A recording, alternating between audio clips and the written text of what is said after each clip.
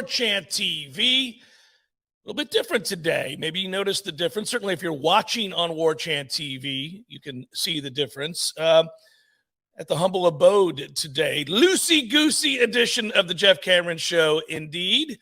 As I broadcast from the house, Tom broadcasts from his house, Director Matthew directs it from his house, and you're where you are.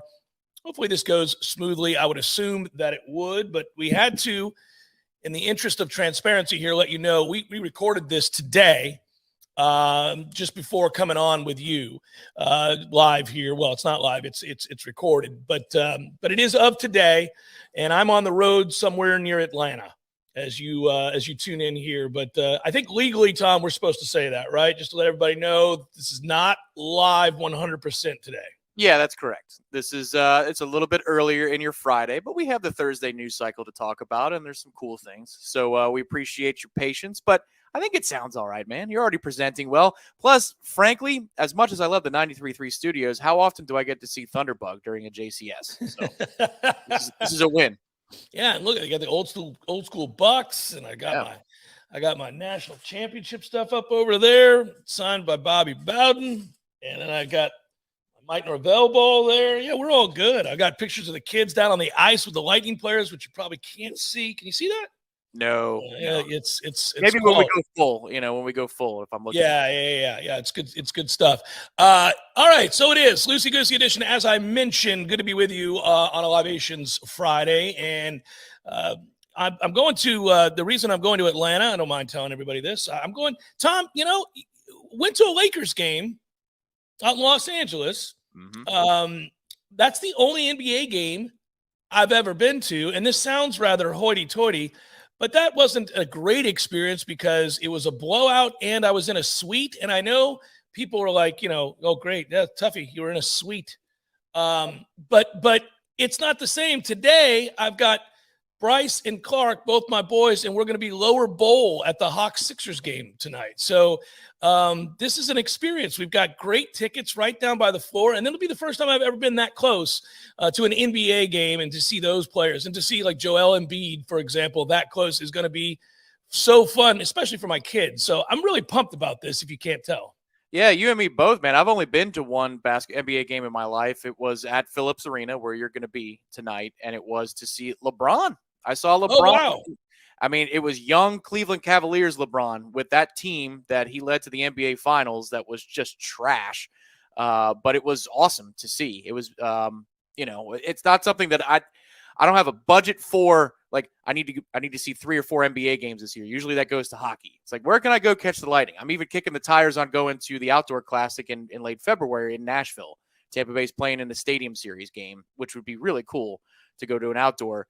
But NBA games are so much fun. I can tell you from the one that I went to, they are really fun. So the boys are in for a treat tonight. Yeah, I think the thing about, it's interesting, the NBA, probably not unlike the NHL, is really best seen in person. To really capture the magnitude of the athleticism and the speed and the strength. In hockey, when you go to I tell people all the time, and I know you do too, but for people that aren't gravitating towards the game because of the way it presents on television, if you go to a hockey arena and see a game, you're kind of hooked. I mean, I think from that point you're hooked, because when you see the whole of the ice and you see the way plays develop and you see what they see, you see the vision. And then, of course, if you're down close to the glass, you see the speed. It's just breathtaking, the athleticism, the speed, and all of that. So I think that's true of NBA players. I've said for a long time that I thought NBA players, professional basketball players in general, are the best athletes in the world. It's a freakish mix of size and speed and athleticism and eye-hand coordination and all that. You don't see human beings that are 6'10", 275 with a 40-inch vertical and that wingspan. Like seeing that in person, everybody listening to this out there, you've been somewhere, anywhere, like a supermarket, and some 6'11" dude walks by you. It's breathtaking. You're like, whoa, look at this. I mean, that's just different. But when you're at an NBA game, and I'm going to find out tonight, you're seeing, 8 such individuals or 10 such individuals. You're like, this is insane. So I think going to an NBA game tonight with the kids and seeing this up close in person and getting to see the Sixers too, that's going to be, I think, probably awe-inspiring, both for me, but especially for them because they're little kids and they already freak out when we go to FSU games. Yeah, the cool thing is they're going to see a lot of really high-level athleticism tonight. They have seen the size, though, because this is a basketball program, and Tallahassee has recruited size. Now, we need to get a little bit more beefy in the post here this season. It's just something that we're not going to be able to overcome. If you face a team that has a guy like that, well, I think you're going to lose on the glass. It's a matter of do you hit your shots. But they have seen the late Michael Ojo, for example. They have seen, Bojo, Obiagu. Yeah. So we've had a lot of NBA. I mean, and look at our wings. They're all 6'6" to 6'8". But what they're going to see tonight is that extra level of speed, maybe a little bit closer to Purdue style of athleticism they're going to see tonight. But, yeah, that's, when you talk about taking the kids to a game like that, it just reminds me of going to my first Major League Baseball game or going to my first Mets game. I'll never forget. I mean, I saw Al Leiter pitch against the Cardinals in Shea Stadium way back in the late 90s. And I remember how green the grass looked. I remember my first hockey game. It was Tampa against Ottawa at the Thunderdome. Tampa lost 2-1, but I found something that I loved forevermore. Bryce already, you said, is a nut for the NBA. This might confirm that this becomes his favorite sport for the rest of his life. It's just those experiences have a little extra something to him. So I'm really happy that they get to do that tonight and you get to be there for it. It's me too, buddy. It's a subject matter on a loosey-goosey Libations Friday laid-back edition of the show that I think a lot of people, frankly, can relate to. If you're a sports fan, and I assume you are, if you're listening to this show, that or you're just a fan of wildly entertaining programming, I would tell you that all of us share that, Tom. That is a shared thing that sports fans. It's not unlike being a fan of the arts, whatever it might be, the first concert you went to or a painting that moves you, and you can be a fan of both. You remember it, as you said, for the rest of your life. I remember my first concert. I remember my first baseball game, football game, basketball game. I remember seeing John McEnroe in an exhibition in St. Petersburg for tennis. And when I was a kid, John McEnroe was one of my sports heroes.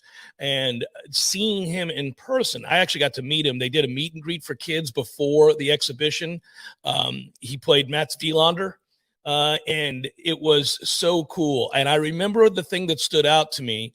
Well, it wasn't that, because John McEnroe is not a big guy, but what stood out to me was, I always wanted to, I think all kids do. I wanted to dress like the pros dress. I wanted to wear what they wear. So I wore, this is hilarious. I hadn't thought about this in years. I wore Fila shorts and a Fila shirt and tucked it in like tennis players did back then. I had this little ass Fila shorts on that were ridiculous from the 80s, early 80s. And I met McEnroe and he was wearing the same. And that's why I wore it, because I thought, I wanted to be John McEnroe. And when I met him, I walked away and I remember saying to my mom, I'm wearing the exact same thing he's wearing. I bet he noticed it. It's ridiculous. I thought it was the greatest thing. That's like a kid going to a wrestling event, and wearing the John Cena shirt. I'm sure John saw me. I was wearing his shirt. Yeah. 10,000 other people, man, Yeah. I just looked it up on Sports Reference. So my first Florida State game was November 18th, 1995. It was a senior day against Maryland. We were up here for my sister Elizabeth's birthday. I guess she would have been 23 at the time. And she's still with us.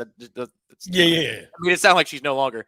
Yeah. But it was a senior day. We played Maryland, and we destroyed them. It was the mid-'90s. We destroyed everybody. That period of time, 59-17. But it was Danny Cannell's big day. I remember that. And I remember him running out of the tunnel. And I was out in the student section in that corner over there, and it was the Erector set at the time. And I had always loved, like I told you, it was sacrilegious if we did not play the Marching Chiefs CD on the drive up to Tallahassee. It could be springtime, it could be for a football game, but if we didn't play it, I would either cry or pitch fit. So I remember that and falling in love with what became the most beautiful, iconic stadium in college football from the outside. I remember falling in love with the erector set from the inside. Now, unfortunately, it looks exactly the same once you get past the brick outside. Yeah. I remember, you flash forward, so that's 95. 10 years later, about 10, 11 years later, I'm taking a class in that building. And I just remember feeling the first day of Intro to Advertising with Barry Solomon in 2000. That's who I had. I had Barry Solomon. Somebody who taught you as well. Yeah. Mm-hmm. I just remember getting the heebie-jeebies walking in there and seeing the national championship trophies, the Sears Trophy. I was like, oh, my God, it's the Sears Trophy. But it wouldn't have been that special without that first experience that you'll never forget. And 2 years later, I was at a Bucs game, and they played Steve Young and the 49ers, the first time I ever went to the old Houlihan Tampa Stadium. Yeah, God, I remember those days. When the boys, and you're going to remember too, but when the boys are in their 30s, they're going to talk about that. They'll tell the story. Yeah. Remember Trey had 32-12 that night. Like there it is. There's two things. One last addition to your Barry Solomon advertising story. The first time I ever felt old, oddly, and now I feel old all the time, but the first time I ever felt old, I coached Barry Solomon's kid in football. Like years later, I was at practice coaching, and the team came out, and I'm getting an introduction to which kids I have, and I'm going through, and I'm seeing their names, and I'm putting faces with names, and then we did a sort of pseudo tryout because I wanted to find out who were my athletes and who were the kids that I needed to put on the line. And so I'm looking at, we had everybody run 40s and do this agility stuff. And so I get done and I turn to my right, and it's Barry Solomon just looking at me. And I was like, oh, did I forget to hand something in? It was like, but it was his kid that was out there playing. Also, brand equity. Brand equity. Yeah. And then the story at the end of the semester. Yes. That story about, everybody knows the story if you had his class. Anyhow, really quickly, I've brought this up before, but again, it never hurts to reiterate for people that didn't hear the segment. Many years ago, not that many years ago, I guess maybe 10, Bill Murray was inducted into the minor league baseball Hall of Fame. And he was in Charleston, South Carolina, where he owns the minor league club. And apparently is, by the way, one of the greatest owners of all time, as you could imagine, because the players and people that have ever worked with him say he's simply fantastic. He just rolls up and has fun, and everybody likes working for him, and he'll spring surprise cool parties and stuff like that for the team. But he takes it very seriously. Anyhow, in this induction, Brian Cashman, by the way, is the one who inducted him, oddly enough. He's friends with Brian Cashman? I think this might be an affiliation of the Yankees. I'm not sure.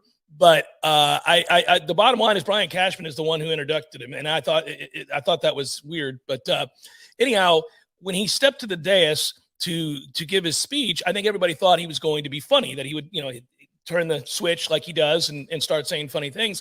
Instead, he tells this incredibly poignant story about growing up in a suburb of Chicago and always wanting to go to a Cubs game, but not having the money to do so. And then his dad and his brother and him got to go to their first ever game. And he remembered walking into Wrigley Stadium, and he was so excited. And as he tells the story, it's incredibly touching.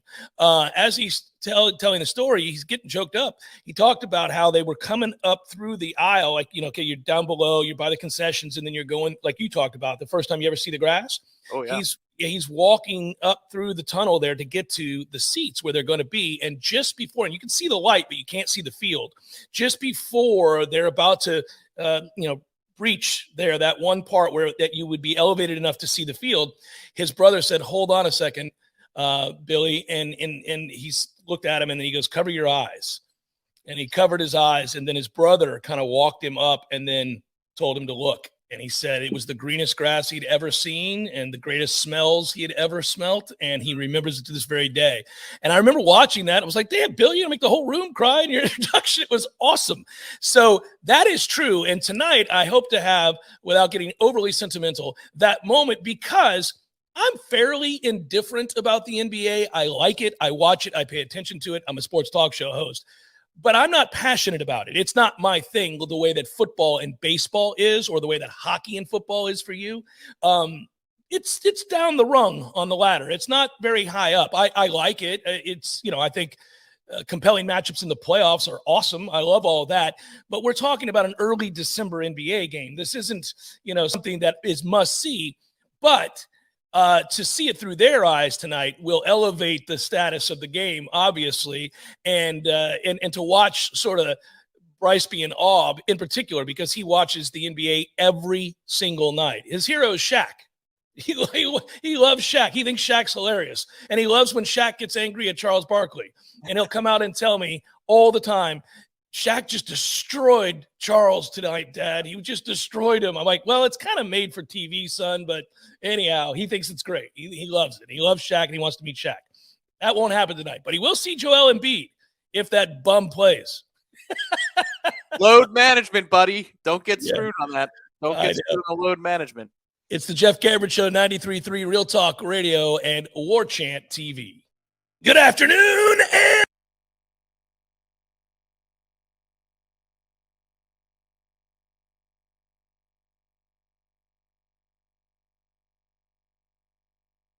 team is unstoppable. Want a guaranteed win? Call T-Spark Enterprises for your next roofing or construction project. We conquer all peaks. T-SparkConstruction.com. License number CCC 1331204.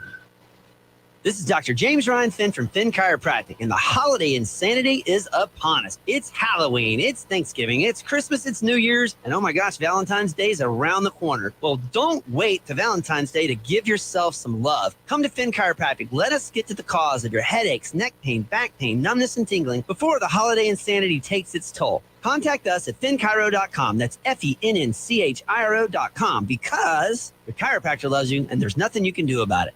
For over 5 years now, McGowan's Hops and Grapes out in Bannerman Crossing has shown us not only what excellent service is, but what excellent food is. They've got their bacon flights. They have their shareables. They have their BLTs. Yes, I said BLT. I didn't stutter. They also have a tremendous draft beer selection and a fantastic wine selection that the owners pick out personally. McGowan's Hops and Grapes is the place to go. Great food and great people. Go visit them today out in Bannerman Crossing in Northeast Tallahassee.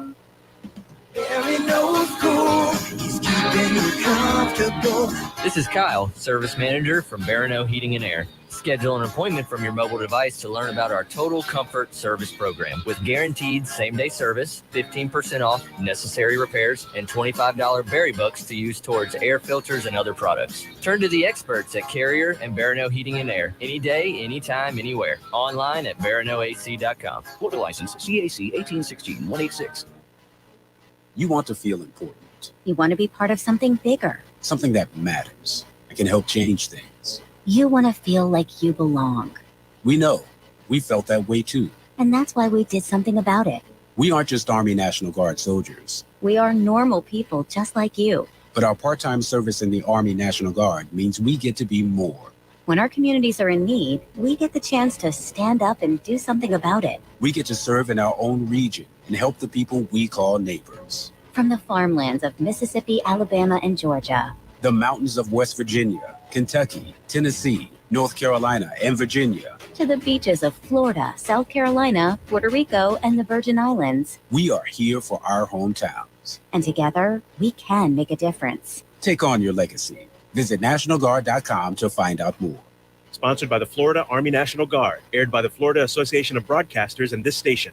Ready for holiday spirits? For 15 years, Keys to Exceptional Youth Success has provided summer and post-secondary educational opportunities to students with disabilities. Keys helps provide a brighter future to many students in Big Bend by assisting students further their educational and employability skills. This year, Keys is asking you to join in holiday spirits by purchasing raffle tickets to 3 incredible packages. For all of the festive details, go to keysbigbend.org. Tickets are just $25 each. Must be 21 or older to enter. No purchase necessary to win. Donors include Keys board members, Total Bathroom Solutions, and Deep Brewing. You can also enter the raffle at the Grinchmas Celebration on Saturday, December 11th at Bannerman Crossing beginning at 6 p.m. The winning tickets will be pulled at 7:30 p.m. Grinchmas Celebration sponsors include Oyster City Brewing, McGowan's Hops and Grapes, Bannerman Crossing, and Christy Irwin Stylists. Join us for karaoke and fun in support of Keys. Visit Keys Big Bend on Facebook for event details. 'Tis the season to grow your heart. 3 sizes or more.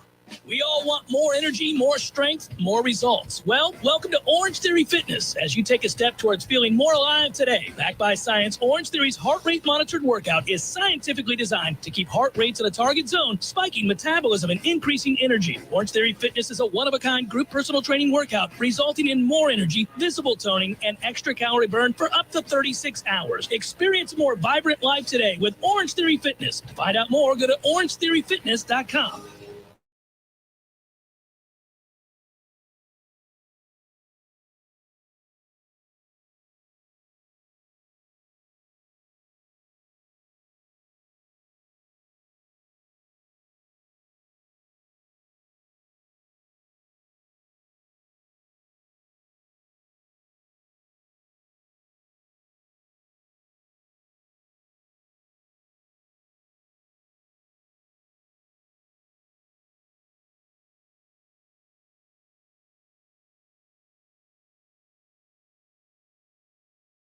Nations Friday, loosey-goosey edition of the program, of course, as we broadcast from the Hizzy.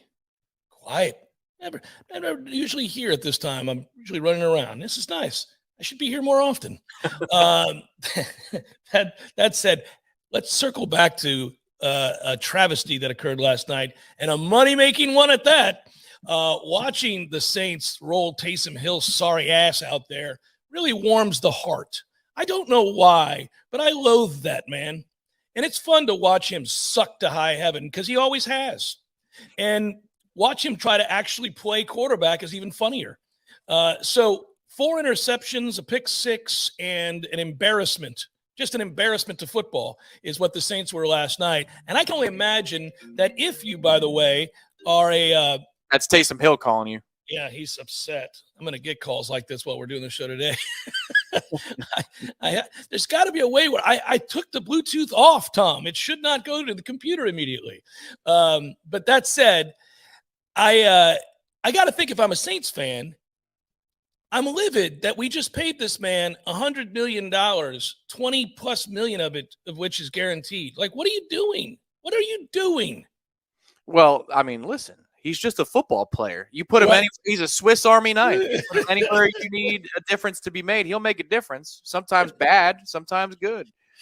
But he is a football player, but it's not his fault. It's not his fault. And let me say, look, I don't actually hate him. I hate in a weird way sort of the larger talking points born by the media's obsession with Jameis Winston and the incessant need to try to bring him down because of what they perceive to have happened here at Florida State.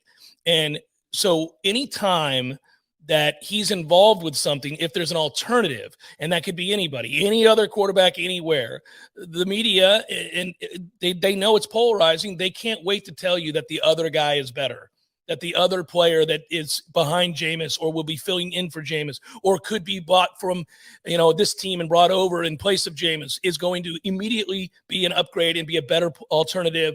And the fact that they tried to make it sound like it was an actual competition in camp between those two guys to be a starting quarterback in the NFL is simply absurd. It never was. It never was a competition. If it was over when it started because one's an actual quarterback. Now, if you want to debate the efficiency of Jameis Winston as your starting quarterback, we can all do that. I mean, there are real high highs and really low lows. That's who he is in the NFL. He is far from an elite quarterback.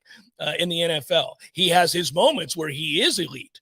Taysom Hill would never have such a moment as an elite starting quarterback because he's incapable, and a lot of people are incapable. That's not his fault. It's just true. It's a hard position to play, but I think it's disingenuous, and I get angry when I listen to people try to pretend to have a conversation because I don't think they're being honest when they have the discussion of whether or not the Saints should entertain the idea of Taysom Hill starting over Jameis Winston or really any other average to subpar NFL quarterback. Because Taysom Hill's a guy that is, as you noted, a football player. There's no doubting that. He's awfully tough, and he is athletic, and he is strong, and you can utilize him in a variety of roles, just not one as your starting quarterback ever. Well, it's either dishonesty or incompetence. You don't know what you're looking at. It's one of the two. I mean, like I believe that Tony Dungy knows what he's looking at, but when he called Marcus Mariota Aaron Rodgers in waiting, I think that had more to do with his son playing at Oregon and trying to toe the company line. Of course it did. It also had more to do with he liked him. He Correct. liked him as a human being. That's correct. Yes, because he espoused whatever Tony Yes, Dungy was correct. about. So that's fine if you want to take that particular tack. For me, I laugh at it because you know how I feel about Sean Payton. I think he's an excellent offensive mind, but there's a lot of excellent offensive minds in the league. Kyle Shanahan is an excellent offensive mind, but nobody falls to the ground before the feet of Kyle Shanahan in the way that they do with Sean Payton consistently. It's like, oh, he could win with anybody. No, he can't. He can't win with that guy. He can't win with that guy. No, it's hubris to think you could win with that guy as your quarterback. Right. Now, they're in a terrible situation with injury luck and also cap hell that puts him in a position where, he's got to try to win with Taysom Hill. It's not Sean Payton's fault necessarily. Hold on. I would argue, no, he doesn't. No, he doesn't. You could have gone and picked up anybody off a scrap heap to be a starting quarterback that would be better than Taysom Hill. Anybody. But Taysom Hill would be a big part of the game plan, which nobody's got a problem with. If he's a change of pace player, I mean, everybody knows he's about to run, and the dude ran for about 100 yards last night. There's something. That's all he can do. That's exactly what he does. Don't have him throw a pass. Right. Well, but if you do, he throws 12 passes a game and he runs the ball 17 times. That's a nightmare as a defensive coordinator.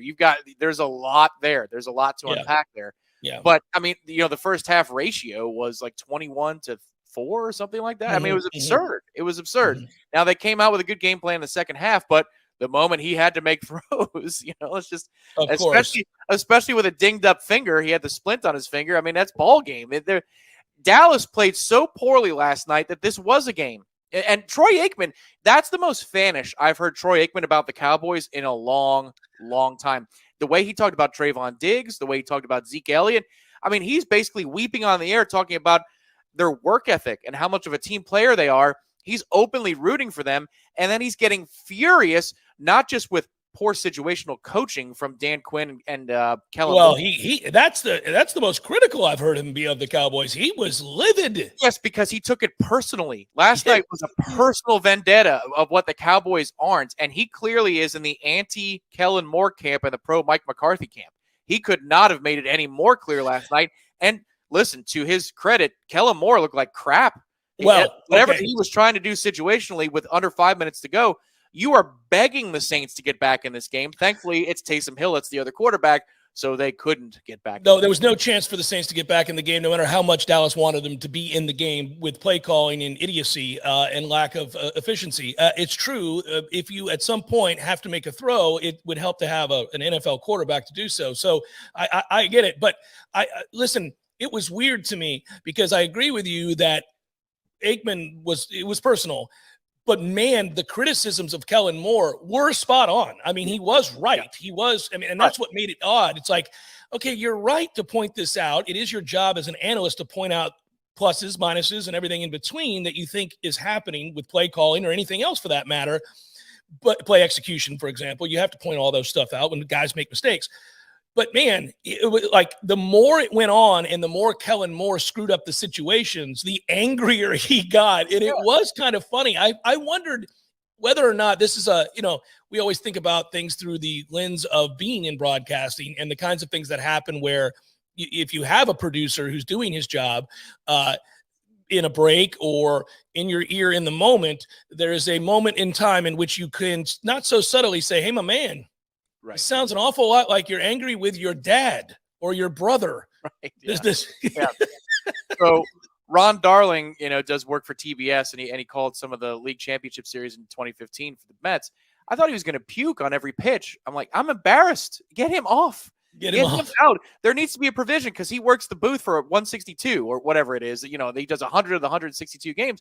And if there's a borderline pitch on a 2-2 and it's a ball and we're the one that's on the mound, he's like, oh, I'm like, hey, dude, this is not what we do. This is not WFAN 660. Like, you got to chill. That was Troy. He was like, he was half analyst because he wasn't wrong. He wasn't wrong. Right. But the other half of him was guy who calls into sports talk radio station. I was like, Troy, And then he's like, what a big road win. I know the Saints don't have anything, but this is a tough place to play. I'm like, man, now's not the time, Troy. So this is something we need to watch if and when they make the playoffs. And if that's the game because that they bleed ratings in Dallas. That's why the NFC East is always on TV, even when it's a sorry-ass conference most years. When they're in the playoffs, if Troy's on the call, everybody check on Troy. Let's put a third person in that booth to help keep Troy in one piece, because that dude is getting emotional now. He's getting all up in his feelings.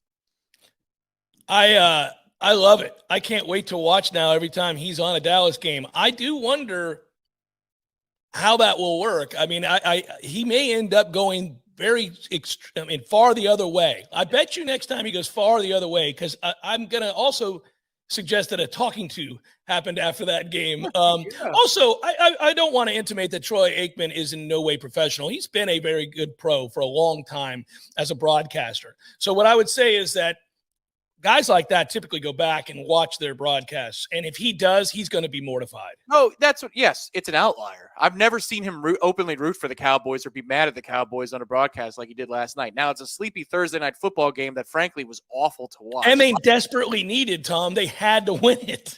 Well, yes, you could feel the desperation in the booth on the home call. But it was such an awful football game that I doubt many people were even tuned into the third and fourth quarter of it. How could you be? But if you were, you saw something he doesn't typically pull that.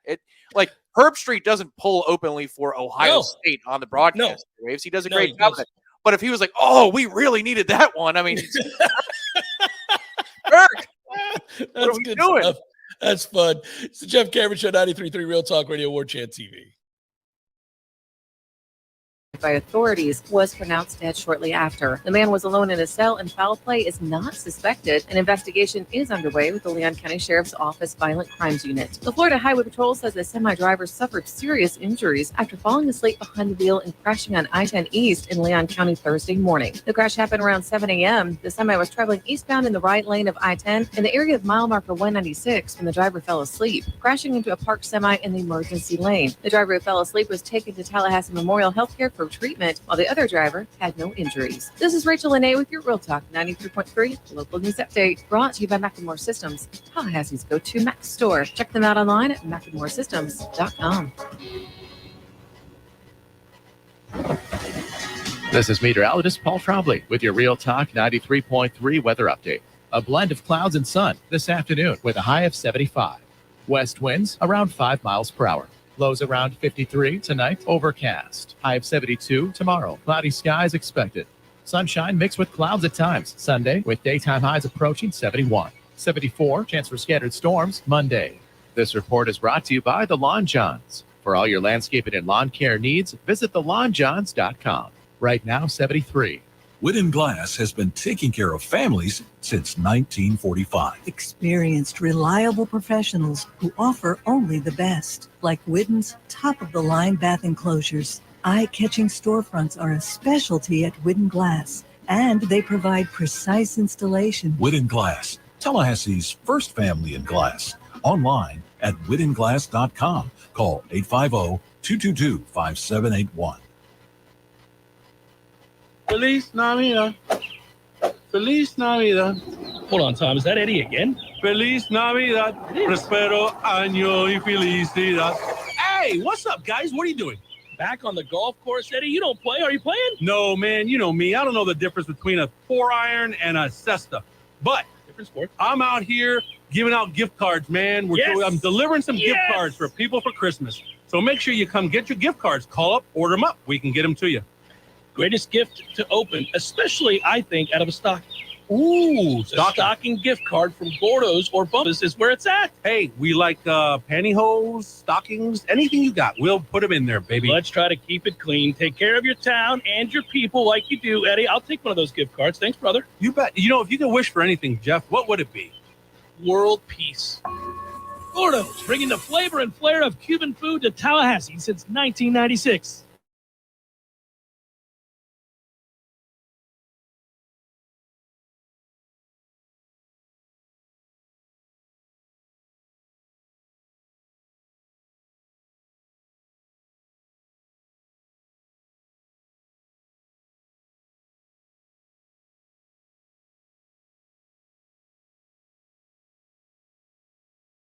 Ordinarily, this is where our guy, Lee Sterling, would be joining us. And in the interest of transparency, as I like to say, he may be joining us at some point here. But not this segment. It's going to be at some point during the show. It's a mystery to me at the time of this recording. How about I put it that way? We're waiting to hear back from Lee if he can squeeze us in.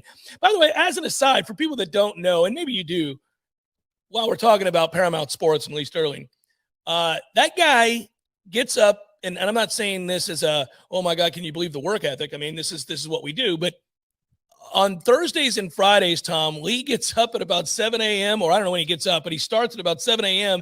and goes to 6 or 7 p.m. doing shows. Mm-hmm. He's on a show everywhere across the country. When we went to Oklahoma, to Norman, Oklahoma, and got trounced by OU, I went on a local radio show because I was using their studio to broadcast, as you may recall. And I used the Norman, Oklahoma or Oklahoma City radio station. And then the hosts came in the room after I finished up and said, hey, do you want to sit in with us? And they had a really sweet setup. And I said, sure. He goes, well, come in, and if you can stay 2 segments, because this first one, we have this dude named Lee Sterling who comes on with us. And I cracked up. I said, oh, well, I know Lee really well. Do me a favor. Don't tell him I'm here. Let him start talking, and then I'm going to interrupt him. And he's going to be like, what the hell? And that's exactly what happened. He was talking to his Norman, Oklahoma people about the big OU matchup against Florida State. And in the middle of it, I was like, oh, that's hogwash, Lee. You don't know what the hell you're talking about. And he was like, and you could tell there was silence on the phone. He was trying to figure out, like, I think I know, why is Jeff Cameron in Norman, Oklahoma? It was just funny. So that's what he does all day, every day, as we try to track him down right now for this segment. Yeah. What's the over-under on how many times he says, how about this before the end of the day? Is it like 22 and a half? Because I think it's at least once a market, right? Yeah, once a market. We didn't get – we still have yet to hear, because this would be the first time in December that we have him on, whatever catchphrase he wants to use for December. You love Dovember. Yeah, Locktober, Dovember. I don't know. They remember December. I don't know. Yeah, December to remember if you call now. Yeah, that's right. All the action through the college football playoff semifinals. Yeah. Coupon code SAVE 200. Yeah, I got it. This show today wouldn't be possible without our friends from Xfinity.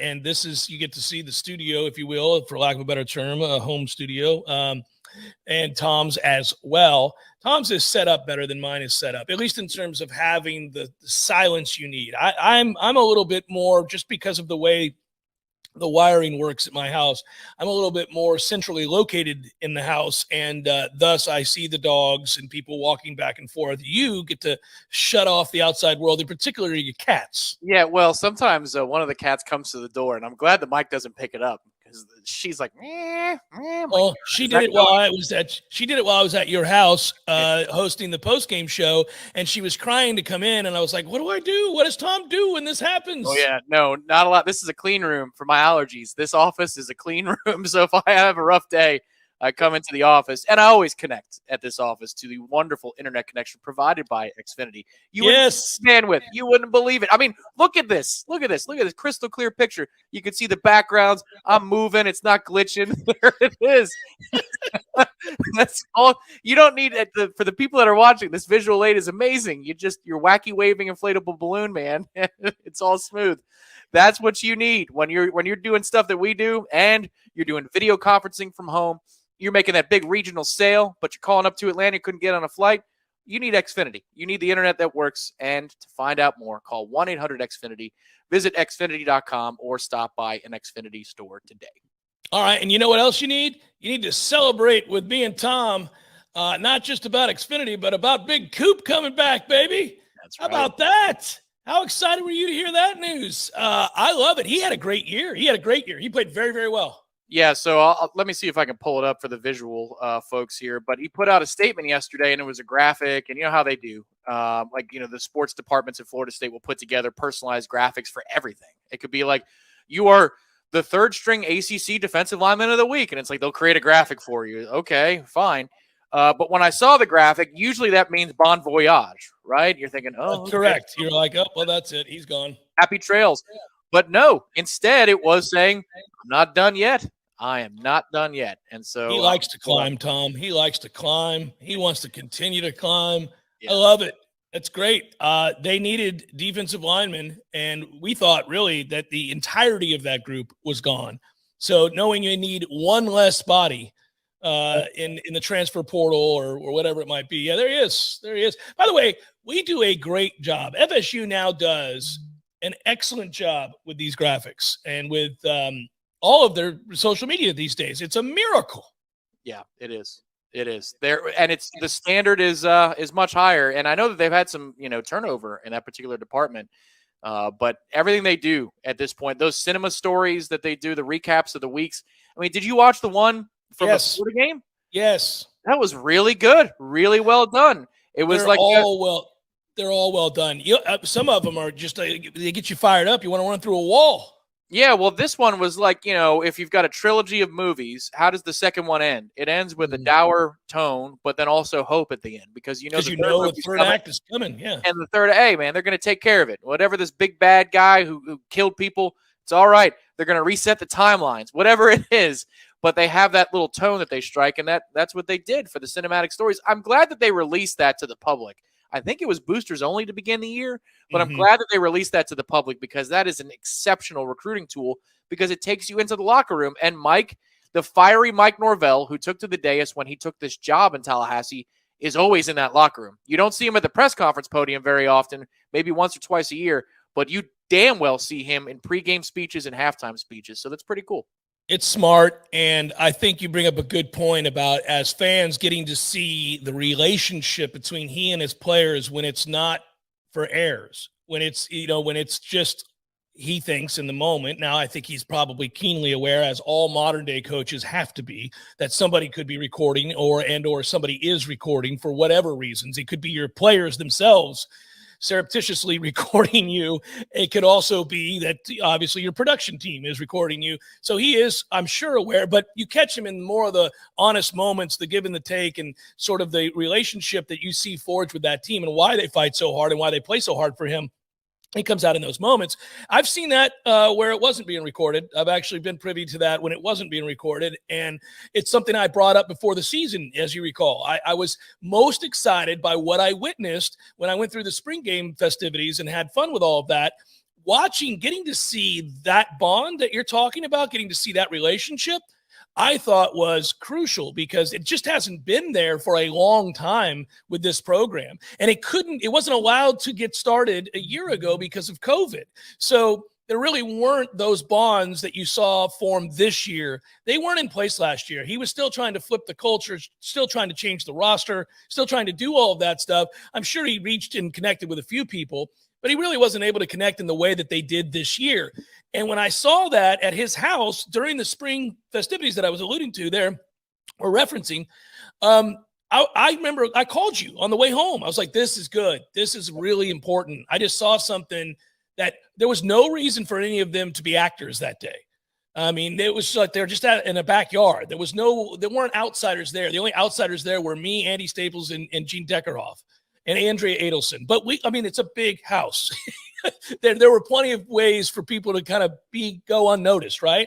And I would watch these guys from afar. I really didn't interact all that much. I thought my role in that situation was to be more of a fly on the wall, take it all in for context purposes, and try to kind of get a lay of the land, for lack of a better term. And then I talked to Mike some, and I got to meet his nice family and all that. But when I watched the players look at him, when he began to address them, when he gathered them all and thanked them for coming to his home, and when he told them that he appreciated their sacrifice and their hard work that spring and how much work they still had to do, and that he was going to be right there with them to do that work and to fight by their side. I remember thinking, okay, well, all coaches probably say something like that, but they don't all get this reaction, because those players, when he got choked up and thanked them for the sacrifices, those players had his back.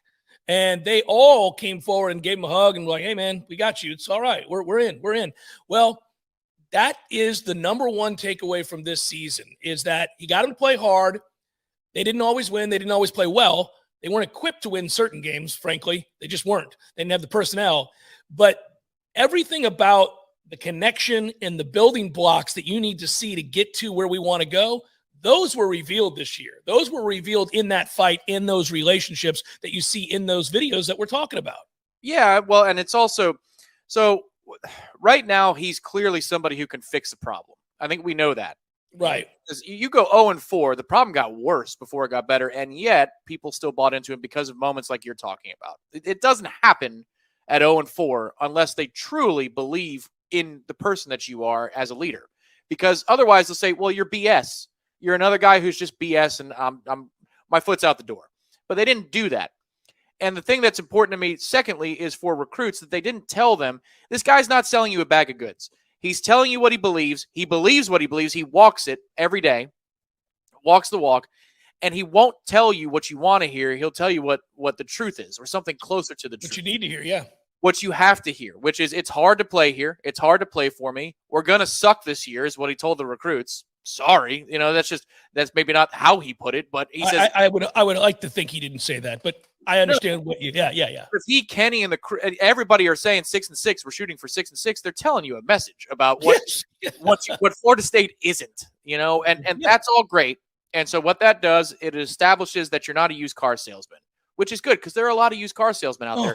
I'm sure that's why a couple of these kids are going to say yes to us on December 15th and sign the line because they believe that this guy isn't going to bail on them at a moment's notice. Now, you got to actually parlay that into some damn wins, some big wins, more than just beating your rival and having an awesome 4th and 14 moment, getting to 7 and 8 wins. Because if you combine those two things, that's how we take the next step. But he's done everything he needed to do or could possibly do in terms of creating and establishing credibility. He has it. He has it in spades.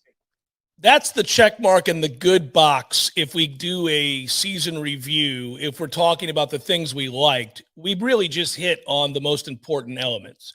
There are some others in terms of players emerging and being dependable as we move forward, guys that are coming back that you feel good about their play. Nobody probably improved their stock as a legitimate player who will be in the rotation and can really play than Kalen DeLoach.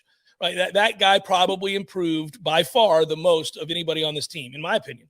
I mean, I don't know that you saw anybody else take that kind of a leap. He went from being a liability in coverage to decent in coverage, not good, but decent.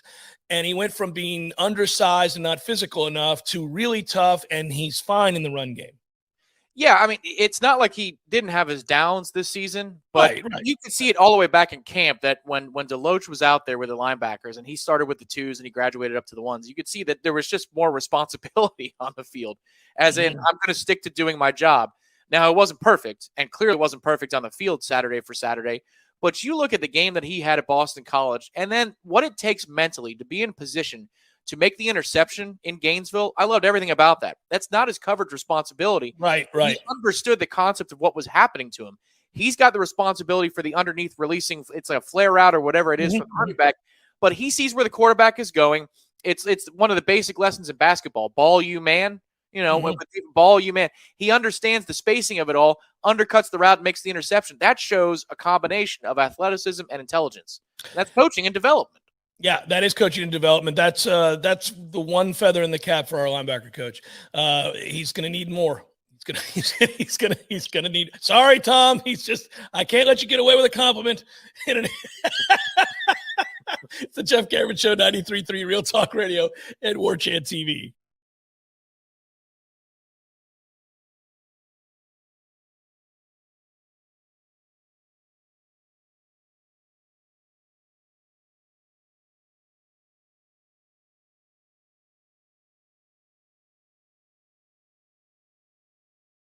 I'm Jeff, founder of Which Superior Sandwiches, and I'm here to tell you about our signature witch, the Wicked.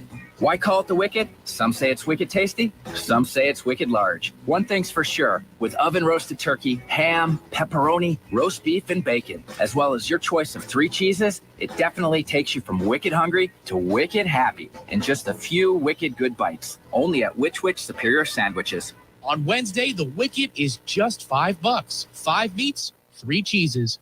$5. Yes, Highway 27 Grill and Barbecue has amazing sandwiches and slow smoked beef, chicken, and pork. But don't forget the sides, man. Have you tried Kenny's mac and cheese? Make a note. Kenny's cheesy, creamy, gooey mac and cheese will change your life. And that's just one side. Make the trip 1 mile north of Havana to Highway 27 Grill and Barbecue. Get your fill at the grill.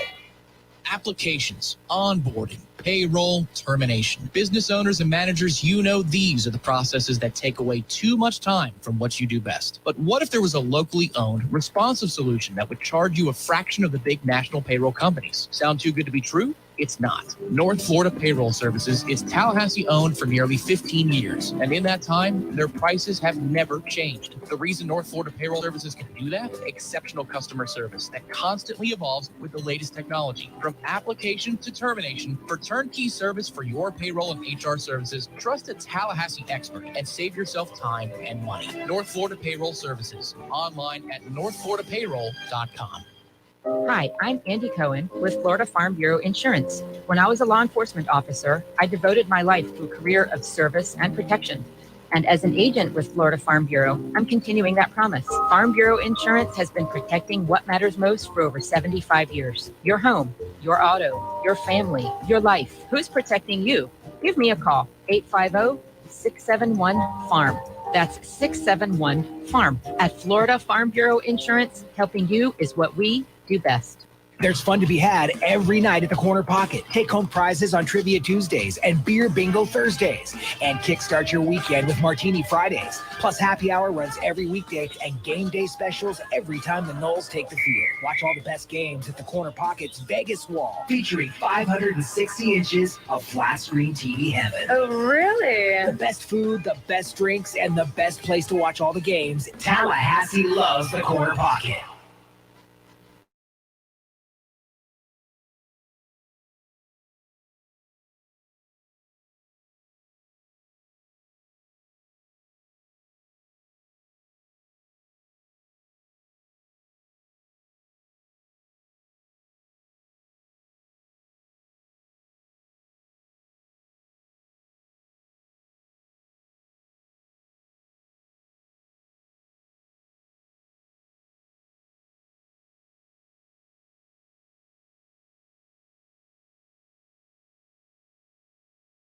On last segment, espousing the good aspects of what we saw from Florida State football and Mike Norvell and this coaching staff. So we'll go real short this segment before we get into hour number 2 on a Loosey-Goosey Libations Friday edition of the program. By the way, I've been contemplating, and this is serious, I've been contemplating some additions, Tom. I can't decide if I'm moving or adding on, but here's what I know. Our friends at T-Spark Enterprises Roofing and Construction will be my go-to call when it happens, as I was just now between segments racing back to use the restroom very quickly before coming back on. And I hate the master bathroom here. I hate it. Every time I look at it, I want to spit on it. I get so angry. And I think I'm going to call T-Spark and I'm going to rid myself of a bathtub. Nobody needs a bathtub. Why do we have bathtubs? Nobody's sitting in their own filth. We want a walk-in shower. That's what we want. I want a walk-in shower. I'm going to call T-Spark Enterprises to do that. And you should too, is my point. You should too. Yeah, it's not just roofing. They say it in the jingle. It's construction services. But T-Spark, Travis is always forward-thinking about the certifications he has. He's got solar panel stuff that he does now. I mean, he's got more certifications than I think my wife does, and she's about to get her 4th degree from Florida State, plus a bunch of other certifications. But it's not just limited to, oh, I've got a leak, let me call T-Spark. I mean, if you listen to the ads, he's trying to help you. You want to spot this stuff before it happens. You want ideas. Well, I mean, otherwise it's too late. It's too late. If there's a leak, you've already paid the piper. So get out in front of the issues. Trust me, I'm a first-time home buyer. This is my first home. I'm now here for a little over a year. T-Spark walked the property with me and said, all right, this is what you need. I might not do this service, but I've got a good person who works for that. So that would be something I take care of. That's a medium term. Here's a short-term project, a long-term project. That's the kind of advice you need. You need somebody that you can trust and help you from head to toe in your home. So call T-Spark. He'll consult you all the way through whatever you need. Boy, Tom took the ball and ran with it right there. I just wanted to get that in before we had to go break, but we just did a full 3-minute segment on T-Spark. But it's okay. A little humor sprinkled in there. Hour number 2, 4th coming. Good stuff on the other side. I want to talk. Florida State does play basketball, by the way, on Saturday against Sarah.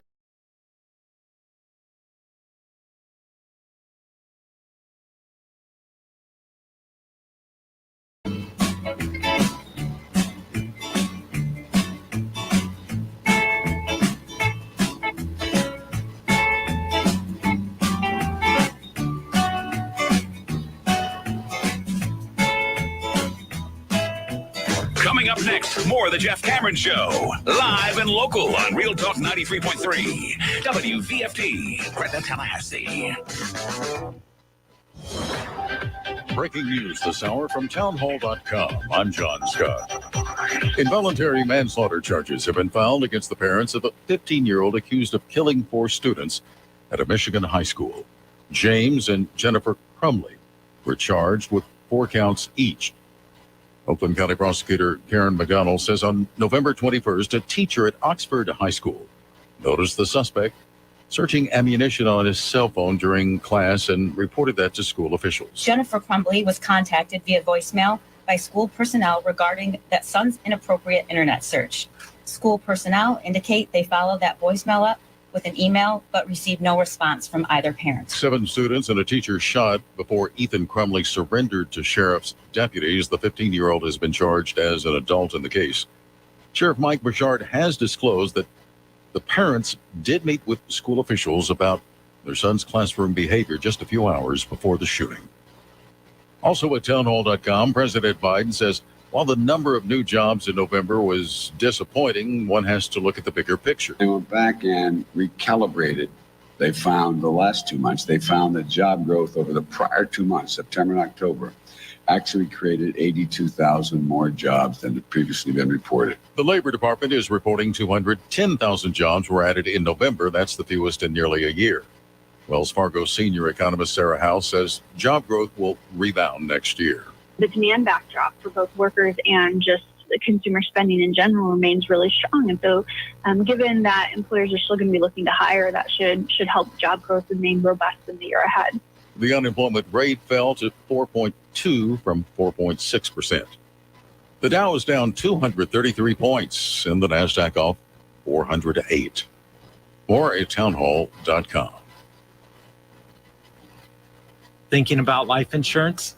What if you could make one free phone call and learn your best price from nearly a dozen highly rated price competitive companies? Well, that's exactly what happens when you call SelectQuote Life. For example, George is 40. He was getting sky-high quotes from other companies because he takes meds to control his blood pressure. But when I shopped around, I found him a 10-year, $500,000 policy for under $25 a month. I'm SelectQuote agent Dan Savino. And believe me, if SelectQuote isn't shopping for your life insurance, you're probably paying too much. For a free quote, call 800-523-3771. That's 800-523-3771. 800-523-3771. Or go to SelectQuote.com. Since 1985, we shop, you save. Get full details on the example policy at SelectQuote.com/commercials. Or price could vary depending on your health, issuing company, and other factors. Not available in all states. Wooden Glass has been taking care of families since 1945. Experienced, reliable professionals who offer only the best, like Widden's top-of-the-line bath enclosures. Eye-catching storefronts are a specialty at Wooden Glass, and they provide precise installation. Wooden Glass, Tallahassee's first family in glass. Online at widdenglass.com. Call 850-222-5781. We all want more energy, more strength, more results. Well, welcome to Orange Theory Fitness as you take a step towards feeling more alive today. Backed by science, Orange Theory's heart rate monitored workout is scientifically designed to keep heart rates in a target zone, spiking metabolism and increasing energy. Orange Theory Fitness is a one-of-a-kind group personal training workout resulting in more energy, visible toning, and extra calorie burn for up to 36 hours. Experience a more vibrant life today with Orange Theory Fitness. To find out more, go to orangetheoryfitness.com.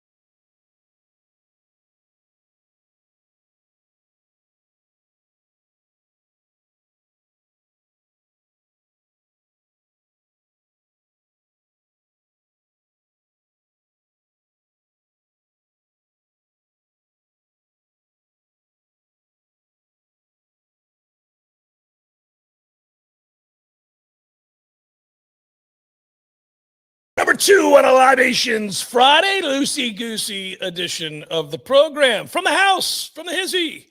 I'm here. Tom is at his abode, and so Matthew is at his. And you are driving around listening to 93.3 Real Talk Radio, and I thank you for that. Or you're watching us on Warchant TV. A little refresher here, a recap of hour number 1, so you wonder why it is that we're doing this. This is a recorded show today. It is of the same day, actually within the normal spot that we would be, pretty close to when we'd be going on the air live. So it's not that dated, but I had to get it in the can today, as they say, as I'm on the road as you watch this show to Atlanta to check out the Hawks and take on the Sixers. My 2 boys, kind of a belated birthday present for my oldest son, who's desperate to see an NBA game as he is now a hoop head. He loves basketball, and that's what we're doing. So I think both legally and for purposes of the show, I thought you should know that this is recorded, and so it is. We're back with you now, hour number 2. I mentioned it. I teased it before we went to break at the end of last hour that Florida State does play basketball tomorrow, and I meant to say this in hour number 1. I had a conversation with a former basketball player, former FSU basketball player, just yesterday, Tom, about what we witnessed in the Purdue game. Actually, we had a long conversation about the Purdue game, but also just what this team is. And I obviously respect his opinion. He's very, very knowledgeable. And so I asked him, because he understands all of the offensive and defensive principles. He understands everything that Ham and Stan and CY, all those guys do. And he also understands how guys fit in those roles and why and what they were brought in for, because he still maintains a relationship, my source does, with the program. He's still very close and talks to the coaches. And so, he's frequently telling me, they did this wrong, or they did this right, or this is something that you're going to need to look at, and all that good stuff. And when I ran into him, I said, did I just see the best team in the country in the form of Purdue the other night? He said, you sure did. He said, I don't know that I've seen a college basketball team that resembles that team at this stage of the season. He said, now you get teams that develop along the way over the years, some all-time great teams that by game 20, you go, ooh, that's different. They're probably going to win the national championship, or they're a Final Four team, or, it's basketball. Weird things happen in tournaments, I understand. But, there'll be an odds-on favorite. His point was that team looks like, and it stands to reason, just so everybody knows, they look that polished and that good because they returned everybody. Every one of those guys played for Purdue last year. They all played, and they played well. And they added on, and they brought in good players as well. And they got bigger and stronger and more developed. And that is, to me, the deepest team in the country, talent-wise. There may be people that have more bodies to throw at the problem, but there aren't that many teams, if any, that are going to have that elite level of skill, size, and depth. Purdue is not fooling around. That guy's got a juggernaut rolling right now. So why do I bring all that up? This is not Purdue radio. Well, it's because the next thing he said was very encouraging, which was Florida State's going to be all right. This is not a good ACC. They have real skill. He was talking about skill on this roster. Guys that maybe don't know what they're doing yet, but real skill. And that's enough to win a lot of games in a middling ACC. Also, they are going to get exposed with areas of weakness, and there's nothing you can do about that until you get some of your bigs back. Now, we know Ngam is going to be out for 6 weeks. We know that you're dealing with some injuries for those big guys, but McLeod is he good to go, Tom? Did I see that? Yeah, I think he is, right? That's correct, yes. He should be good to go, and then Raekwon Evans is back in town. He was back in town as of, I believe, this morning. So he should be available tomorrow for the Syracuse game again. He's going through some heavy stuff. Really quickly, Tom, I'm glad you brought it up. I'm sorry to interrupt. I just want to wish that young man well. I do. Publicly, I want to say that I hope he has been showered with love and friendship and support, because it's a tough thing to lose a brother at that age. I can't fathom it, and I don't like to think about it. So we wish him well. But yes, he comes back now. Yeah, and hopefully when the time is right, he can allow basketball to be a little bit of therapy, and maybe he could score a few points and have a good plus minus for us along the way. But yeah, when you face a juggernaut like Purdue, you could do one of two things. You can either shut down or you can continue to fight. And the thing that I loved about that game is, I get it. You look at the scoreboard, you're like, Tom, they got blown out by 30. Well, we knocked that deficit down to 8 twice in the second half. We were willing to take the haymakers and trade them back and give them back. That, for a team that is inexperienced, especially in this system, you might have some veteran type players. Like Caleb Mills has been around college basketball for a long time, relatively speaking, because there's so many one and dones in the sport. But he hasn't been in this system playing for us for any period of time, and he needs to be one of the veteran types that you lean on. Anthony Polite's playing a different position, it looks like right now. He's also coming back from injury, and then you've got all the young pieces to go along with. So when you go through that type of situation, that type of awful adversity where you run into the buzzsaw of buzzsaws, and you still have the heart to fight through it, I feel good about where this team is going to go. I just think that you have some mitigating circumstances this season across all of college athletics where when you have extra eligibility after a COVID season, there's going to be a lagging effect. I think a lot of teams like the Boston University game that we saw, that program is in as good a place as it possibly can be because you have the continuity of players for 5 or 6 years. By the time a lot of these kids are going to be leaving mid-major schools or mid-level schools in group of 5 or 6 conferences in college basketball, it's like the BYU effect. They're all in their mid-20s. And so you get a much more mature version of so many of these programs that I don't know that any night, not a UCF or a UNF or whatever, Lipscomb, I don't care. Teams like that in that ilk are going to beat big name teams this season. It's just a fact. It's going to make the tournament more difficult. But the good thing is that that's going to make us better. We're going to be much better for it in January and February. You just can't slip up a bunch between now and then to put yourself on the bubble. Stay ahead of the bubble, and we're going to be fine. You won't be at ease going into any game this year because of the scenario you just laid bare. I mean, that is true. There are teams with super seniors that have been there forever and a day and know the system, are physically more mature. They're heady. They know what they are. They know what the team is, and they know how to play to it. So you're right. At the same time, you do like a lot of the elements on this team. By the way, it should be noted, and I didn't get a chance to talk about this yesterday, but after we saw the Big Ten get out to that 6-2 lead in the ACC Big Ten Challenge, the Big Ten barely won this competition in terms of the overall games won, games lost. They squeaked past the ACC 8-6, and that was only because Wisconsin, ranked as they are, beat Georgia Tech barely 70-66. So in truth, we thought, and maybe it is, the better teams are. Certainly nobody's touching Purdue. But, listen, I mean, North Carolina boat raced Michigan. And that's a very highly ranked, a well thought of Michigan team. So I don't know, maybe the ACC is not great this year, but it's maybe not nearly as bad as we thought it was. Miami beat Penn State, by the way. Virginia Tech beat Maryland in College Park. Maryland should be a good basketball team. And Louisville was edged by Michigan State on the road. So I don't know, maybe the ACC is not as desperate as I thought they were. Correct. I think that's probably what's the truth in practice, but I don't know. It's tough to, from an optics standpoint, have Florida State blown out by Purdue. And I think they would have done the same to Duke that night. Don't get me wrong. Yeah, they were so good. Yeah. But then if Ohio State beat Duke the same night, that when you're talking about relative conference strength and narrative, like that's the one thing about the ACC Big Ten Challenge that really can help you or hurt you is in the conversations that take place subsequent over the next 2 or 3 months, there is a perceived gap. Maybe there isn't, maybe there is. But I feel like the style points were won by the Big Ten such that sure. When you get into the discussions of relative conference strength, which is, we know it impacts Selection Sunday so much. Are you going to get 6 teams in? Are you going to get 8 teams in? Well, that conversation that takes place after a tournament like that, like an exhibition series like that, the ACC Big Ten, that's going to make the difference. So for me, I agree with you. I'm glad the ACC bounced back.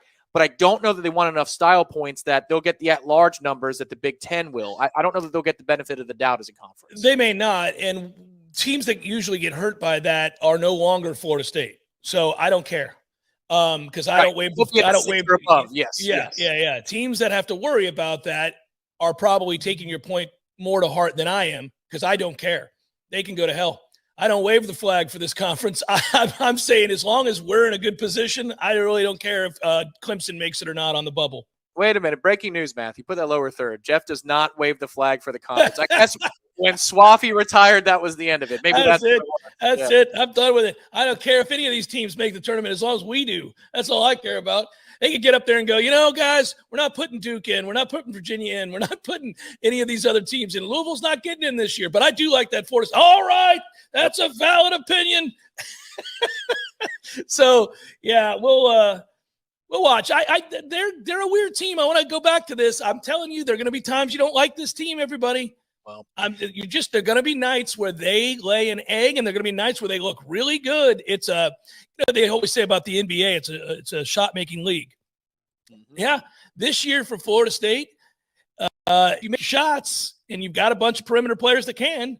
You might boat race a really good team on a given night, and there may be nights where those shots are not falling. If you're a jump shooting team, you got problems, and when those shots don't fall, you get blown out by teams that are middling. I was heartened, though, to see Caleb Mills' ability to drive and finish. You know, he's been up and down to start the season, and we all know, and the reputation had already preceded him, and some of the stuff in the practices that we had heard about.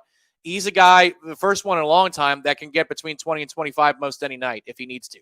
He'll certainly put up the volume to get there, but to see him finish in that atmosphere against those athletes was really important, I think, for everybody, on the bench, himself, us to calm ourselves down a little bit. If you need somebody to get a shot, we didn't have it last year like we had with Trent Forrest. Like we got spoiled with Trent Forrest for a long time. It looks like Caleb has a little bit of that finish in him. So beyond the jump shooting game, it looks like you have somebody that you can turn to.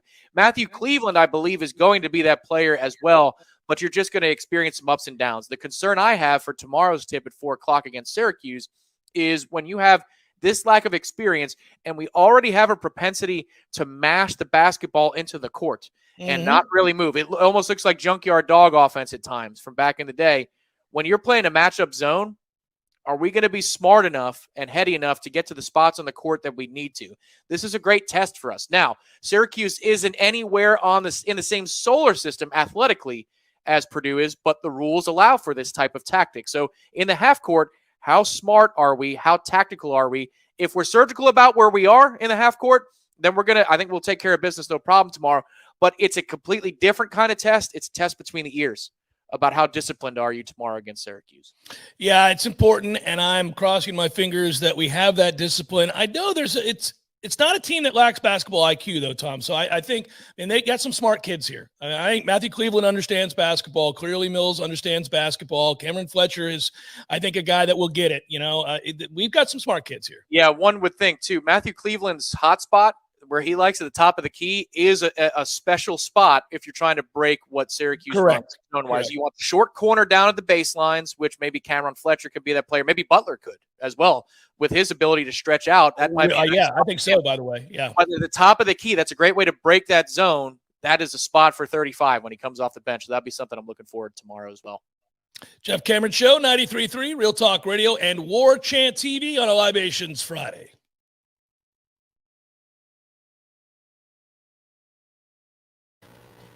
Anything to do with fire, you need to call Hearth and Patio. Write this number down. It's 727-4282. That's 727-4282. Or you can always check out their website to view all their products and services at hearthpatiotallahassee.com. This is Patty Wilson. Oh, I'm sorry. We're ready? He's recording. Why are you always saying your last name? It's Patty and Scott. Everybody knows Patty and Scott. I don't know. This is Patty Wilson. I am Patty Wilson. What is the idea behind said promo? It's for Patty's Playhouse. We're on Patty's Playhouse Saturdays at 11. Tune in. That's stupid. Just tune in. Saturdays at 11. Patty Wilson, Patty's Playhouse. House talk with a happy ending. Each and every time. The all-new Smitty's Tap House and Grill is now open. Smitty's reflects a deep appreciation for fine craft beers and tasty bar treats, with family recipes handcrafted by Smitty himself. Try the house-made giant pretzels, made from scratch mozzarella sticks, and some of the best cheesesteaks you've ever had. We're not even scratching the surface on what Smitty's Tap House and Grill has to offer, so be sure to visit Smitty'sTapHouse.com to check out the full menu. Smitty's Tap House and Grill on Thomasville Road, just north of Cary Forest Parkway. Did you know metal roofs' survivability far exceeds that of traditional shingle roofs? It's time to consider a metal roof from Metal Roofing Sales of Tallahassee. We provide the best quality, least expensive material and accessories in the area, as well as material pickup and delivery. Our painted panels qualify for the City of Tallahassee's low-interest Energy Star loan program also. And don't forget about our veteran and law enforcement discount. Give Metal Roofing Sales a call today at 536-9123, 536-9123. On the course, every shot counts. And the same is true in the fight against COVID-19. If we each take a shot at defeating COVID-19, then together we all win. In the fight against COVID-19, every shot counts. Schedule your shot today. This message is sponsored by the Florida Department of Elder Affairs, the Florida Association of Broadcasters, and this station. The weather is unpredictable and can cause issues around your home. Weston Trawick provides commercial, residential, and industrial electrical wiring services, yearly inspections on fire alarms, portable generator sales, and so much more. With 24/7 emergency service and repair, Weston Trawick will be your calm in the storm. Give them a call at 514-0003. Weston Trawick, professional electrical services day or night. Visit online at westontrawick.com. We all want more energy, more strength, more results. Well, welcome to Orange Theory Fitness as you take a step towards feeling more alive today. Backed by science, Orange Theory's heart rate monitored workout is scientifically designed to keep heart rates in a target zone, spiking metabolism and increasing energy. Orange Theory Fitness is a one-of-a-kind group personal training workout, resulting in more energy, visible toning, and extra calorie burn for up to 36 hours. Experience a more vibrant life today with Orange Theory Fitness. To find out more, go to orangetheoryfitness.com. The Jeff Cameron Show is a production of thewarchant.com.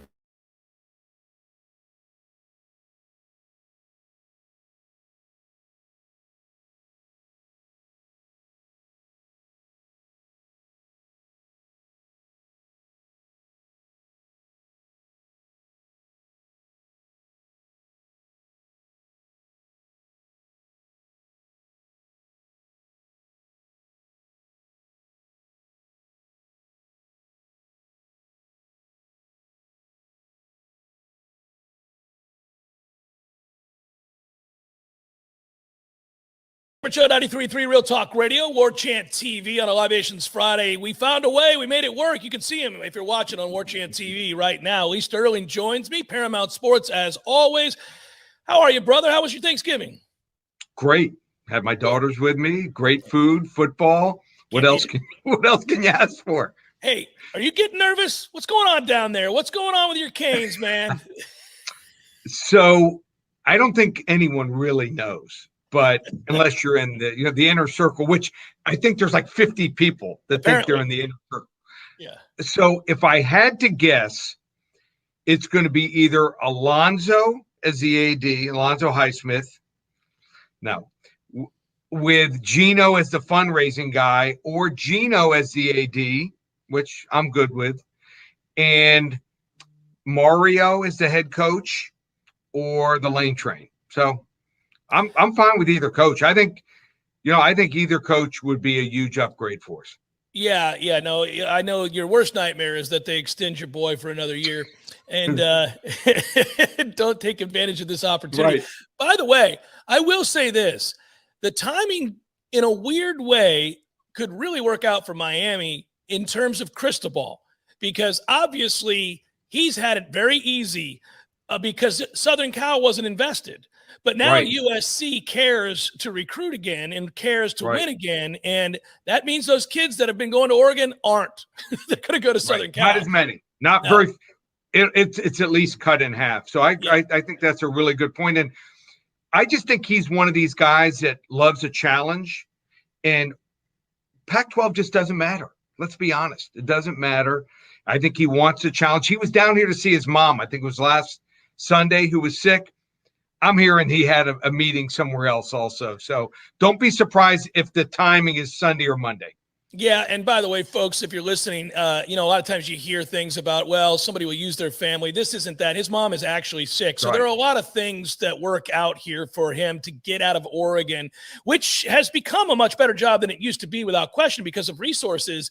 But now that Southern Cal cares, if I'm him and I have my heartstrings being pulled back to a place I already love, plus my mom's sick, if I'm going to move, now's the time to do it, to go down to Miami. They're just now invested.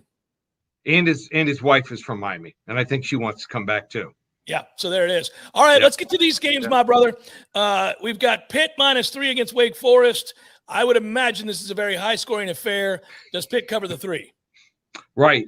I think they've got a good chance. Now, Wake Forest's offense a little bit different, how they use that RPO. Their quarterback, he keeps riding in there. Sometimes he can be 1.5 yards, 2 yards off the line of scrimmage. So it presents some different problems. But Pitt, second in the nation in sacks. So I think that's the difference. I think both quarterbacks are really good. Pickett might be just a cut above. I think he's special. A little more escapability, make things happen more with his legs. High-scoring game. I like Pitt 48-42. Michigan looked so good, Lee, against Ohio State. They were better. They beat them up. It wasn't a fluke. They were just more physical. They were a better team. I know Iowa finds a way to make every game ugly and close, and they hang in there. But I don't know how Iowa's going to score in this game. Is 10.5 too many to lay, or do you feel good about it? So I think that they won in 2016. I think it was like 14-13, and then they lost 10-3. Yeah. 2019. So normally you're like low-scoring game. Look at Iowa. Their offense is dreadful. I'm watching their games, and a good friend of mine lives in Iowa City. He's like, what do you think? I'm like, I have trouble watching their games. I mean, I almost feel like standing up and applauding when they get a first down. Their quarterbacks are bad. Their receivers get absolutely no separation. Their play calling is terrible. This Michigan defense, I mean, except for a 1-quarter just collapse against Michigan State, they're special. I think this team is really coming into their own. I think they drub Iowa here 31-13. You and I are on the same page, 2 for 2 so far. Let's see if we keep it going. Georgia may have the greatest defense we've ever seen. It's insane to look at the total points in the 80s that they've given up for the season, Lee. The next closest being Clemson at 160-something. So it's hard to fathom how good this defense is. But they got to get over the hump. This is their opportunity. Do they win? Do they cover? I think they win. I think they cover. There's something wrong with Alabama. Last month, LSU blitzed the you-know-what out of them, and it worked. They only put up 20 points in that game. Last week, they had 3 points with 30 seconds to go in the game. I mean, what Auburn did on offense in that last possession and their cornerback, they left him alone, and him playing so close to the line of scrimmage was almost criminal. I was shaking, yelling, screaming. Huge mistake because I don't like Nick Saban. I'll be honest and put it out there. I'm tired of seeing him. I want to see a Cincinnati. I want to see a Michigan. I'm not a Michigan fan, but I want to see someone different than Ohio State. I think something's wrong with this team. They're having breakdowns, whether it's the offensive line, quarterback making the wrong read, a bunch of different things. I just think that Georgia's special, and if they get a 7 to 10 point lead and they got the ball at midfield with 4 or 5 minutes to go in the game, they're using play action to put them away. They want to make sure no one votes for Alabama to get into the Final Four. I like Georgia 31-17. You and I are 3 for 3. My only fear, the only avenue, the path in which I could see Alabama winning, the pressure's on Georgia in the sense that this is the best team they're going to have. I mean, what are we doing? Right. You got to win it this year. If they get down for some reason, Lee, 10, 12, 10 points early, you can see it, right? You can feel that, 800-pound gorilla. Stetson Bennett. We saw what happened in the game last year. They only had that 3-point lead in the first half. They should have been up by 14 to 17 points. Correct. And the pressure got to them. And if you watch that game, Alabama's defensive play calling was great in the second half. So, I mean, you're always afraid of a team with the better quarterback and the better head coach. That's correct. Honest. Yeah. So that does scare me, but I think it's their year. Buffalo and the Patriots in a game I can't wait to watch. It's getting weird. We might be thinking here as the weeks go by that New England's the best team in the AFC. It's possible, even with a rookie quarterback. Buffalo is really weird. They're giving points here, right? Do I have that right? 2.5, but they're at home. Could be bad weather. I still feel it's weird. I still think it's weird. I like New England if I didn't just reveal that in the way that I said it. Who do you like? So 3-4 weeks ago, I thought Buffalo was the best team in football. Not right now. I mean, without White, there's Pro Bowl cornerback who locked down half the field. out for the rest of the year. That's a huge loss. Their offensive line, we saw this in college football a lot this year. So many starters. There was about 15 teams that returned 19 or more starters this year in college football, and about 4 or 5 of them, they weren't even close to where they were last year. They returned the same offensive line, Buffalo, but they're just not the same. Something's happened, maybe injuries, communication. Some teams are throwing some different blitz packages at them. So Josh Allen, I mean, he's getting hurried, 4 fumbles already, 8 interceptions. I think New England just does what they do best, run the football, play good defense. Mac Jones as a quarterback doesn't make errors, hits the open receiver, slowly, methodically moves the ball down the field. They win this game, they're a game up going into the bye week. I think they get it done. Wrong team favored, New England 27-24. 4 for 4, Lee. Let's keep it going. Bucks, Falcons. Come on, man. This is an ass kicking, is it not? Bucks given 11. It is. I was hoping, I'm not a Bucks fan. Or I'm not a Bucks hater either. But is there any other way? This Atlanta team is bad. I mean, without Ridley, they can't push the ball down the field. They just don't seem like they care. It seems like this is a team that quit. In the first game, they only had, I think, something like 341 total yards, Tampa Bay, only because they kept having short fields. Tom Brady had 5 touchdown passes. I do think they're going to need AB back to win the Super Bowl. So I will make that statement. They can't win it without him. They need his extra playmaking. But Atlanta's quit here. I like Tampa Bay, 34-13. 5-4-5. Good, sir. The game of the week, and I want you to tell folks how they can get it, is Cincinnati trying to cap off this run for all the group of 5 teams that never made it, right? It's just like the Hoosiers. Cincinnati giving 10.5 to Houston. How can folks get the game, Lee? They want to get the game, just call 800-400-9741. Give it to you for free. So your wife likes Cyber Monday sales, right, Jeff? Sure. Okay. I'm going to take this sale to another level. So last year, starting December 1st, I won 37 of the last 46 games through the Super Bowl. Nice. Right now on the website, it's $297 for Double Down December through the end of the month, through December 31st. They use coupon code SAVE200, just $97 for the entire month.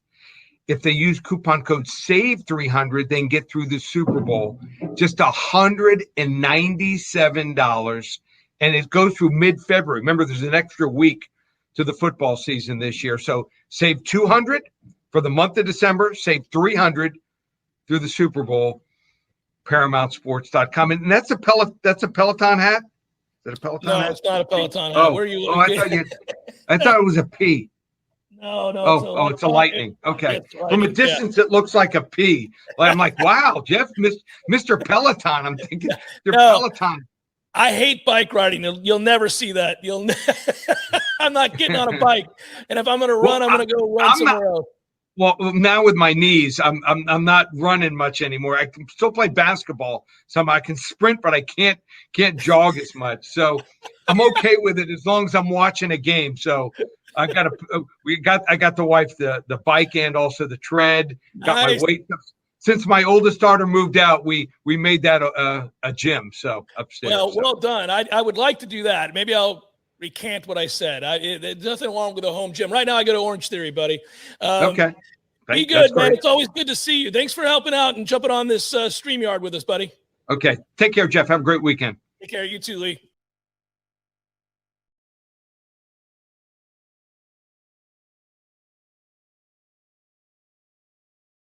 News now. The Tallahassee Police Department has taken 17-year-old Shaquille McLean into custody for assaulting a woman in the parking lot outside of work at Sam's Club on Dick Wilson Boulevard and stealing her car November 4th. Responding officers found the victim bleeding from a serious head injury when they arrived on scene. The victim was transported to Tallahassee Memorial, where doctors say she suffered skull fractures and severe head trauma from an apparent beating. A bulletin was placed for the victim's car, and the vehicle was spotted on the 8th at South Monroe Street and Orange Avenue, but wouldn't stop for police. During a pursuit, McLean stopped on McNeil Boulevard, jumped out, and ran. 2 passengers immediately surrendered and helped track down McLean, who was arrested 2 days later. He is currently being held without bond. Red tide made its presence known along coastal areas of the Big Bend in October. Now it's gone. Northerly winds pushed the harmful algae blooms well away from the coast. There is one report of very low concentrations of red tide near the Alligator Point area. This is Rachel Lene with your Real Talk 93.3 local news update, brought to you by McEnmore Systems, Tallahassee's go-to Mac store. Check them out online at McEnmoreSystems.com. This is meteorologist Paul Trombley with your Real Talk 93.3 weather update. A blend of clouds and sun this afternoon with a high of 75. West winds around 5 miles per hour. Lows around 53 tonight, overcast. High of 72 tomorrow. Cloudy skies expected. Sunshine mixed with clouds at times. Sunday with daytime highs approaching 71. 74, chance for scattered storms Monday. This report is brought to you by the Lawn Johns. For all your landscaping and lawn care needs, visit thelawnjohns.com. Right now, 74. Where is the best place to find Michelin, Firestone, Dunlop, Goodyear, and Bridgestone tires? Nice Tire and Auto Service. Where's the best full-service auto center? Nice Tire and Auto Service. They do everything from computerized alignments to brakes, tune-ups, and safety inspections. Where can you get complete auto service you can trust? That's easy. Nice Tire and Auto Service. 4792 Bluntstown Highway, just west of Capitol Circle. Feliz Navidad. Feliz Navidad. Hold on, Tom. Is that Eddie again? Feliz Navidad. Prospero año y felicidad. Hey, what's up, guys? What are you doing? Back on the golf course, Eddie? You don't play. Are you playing? No, man. You know me. I don't know the difference between a 4-iron and a cesta. But different sport. I'm out here giving out gift cards, man. I'm delivering some gift cards for people for Christmas. So make sure you come get your gift cards. Call up, order them up. We can get them to you. Greatest gift to open, especially, I think, out of a stocking. Ooh, stocking gift card from Gordo's or Bumpus is where it's at. Hey, we like pantyhose, stockings, anything you got. We'll put them in there, baby. Let's try to keep it clean. Take care of your town and your people like you do, Eddie. I'll take one of those gift cards. Thanks, brother. You bet. You know, if you could wish for anything, Jeff, what would it be? World peace. Gordo's, bringing the flavor and flair of Cuban food to Tallahassee since 1996. It's Congressman Michael Waltz on the Greg Tish Show. Good morning, Congressman. How are you doing? Hey, doing well. Again, just what you have to go through day in and day out. I don't know how you have hair left, or like Matty Rowe, just completely bald. Hey! Sorry. And the irony of it all, the progressives are the tail wagging the dog. This whole bipartisan White House is a joke. We're just watching them eat their own. The Greg Tish Show, Monday through Friday, 6 to 9 a.m., only on Real Talk 93.3. The Jeff Cameron Show, brought to you by on.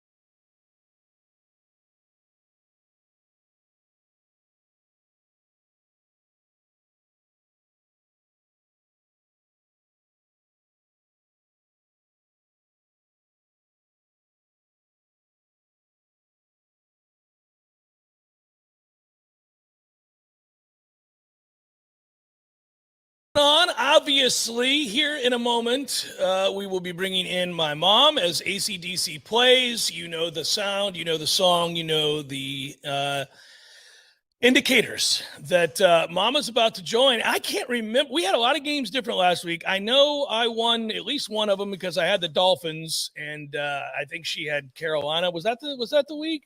Am I right about that? You had 4 different. It was tracking that you were down 2-1, and I don't remember what happened in the 4th game. Well, my mom will remember. She'll know. If she won 3-1, I'm going to hear about it here in a moment. So why don't you cue it up, good sir? And now for another edition of the Family Pick. Nick. Go to your room! Ma, the meatloaf! Take it away, Jeffrey. And with that, I shall. By the way, technology is amazing. I mean, I know we've already mentioned this today, that the show is happening with me at my house, Tom at his house, Matthew at his house. And now we bring her in, my mom at her house. And here we all are. Hey, Mama. How are you? I'm good. How are you? I'm doing good. I told Tom this is pretty early for me to be up and looking at these games and halfway coherent. Well, you sleep in, Mom. You sleep in. I know. And I actually called, for those out there, I called my mom to let her know today that we were recording the show early because I was traveling to Atlanta for the basketball game. And I called her while I had my boys in the car and I was taking them to school. And I said, watch this, guys. When Yaya answers, she's going to sound a little groggy. But you actually sounded like you were up and at him, Mom. Well, you know, a lot of times I'm still lounging and watching my Today Show or whatever, but I'm awake. I'm just not up and out and, you know, in the car. You're not attacking the world. No, I'm not attacking the world at 8 o'clock or whatever time that was that you called me. Can you tell me what the record was last week? Yes, you know, I would like to say that I won 3 out of 4, but we split 2 and 2. So everything stays the same.